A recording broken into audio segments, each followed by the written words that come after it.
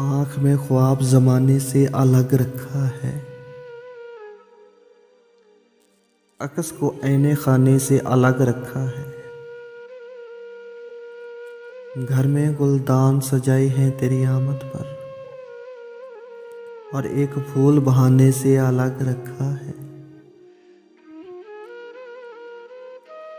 کچھ ہوا میں بھی چلانے کے لیے رکھا جائے،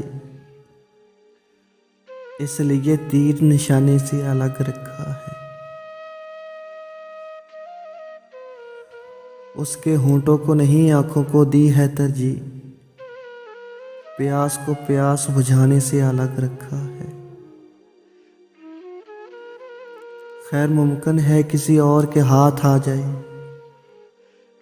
وہ خزانہ جو خزانے سے الگ رکھا ہے۔